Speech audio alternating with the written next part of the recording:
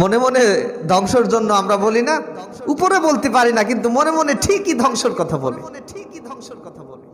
আরো কিছু মানুষের জন্য আমরা অন্তরে দোয়া করি, নাম নিলেই সমস্যা, কিন্তু অন্তরের সকলে ভালোবাসায় অন্তর থেকে দোয়া হয়, মুখে বলা লাগে না ইমাম সাহেবের, তারপরেও চোখ থেকে পানি পড়ে।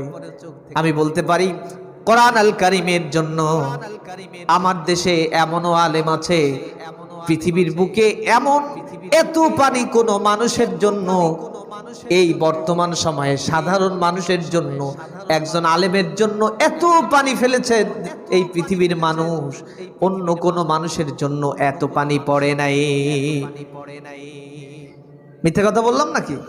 রাজনৈতিক ভাবে সে যা হোক না কেন, আল্লামা সাঈদী একজন আলেম হিসেবে তাকে আমরা কতটা ভালোবাসি। একজন আওয়ামী লীগের মানুষ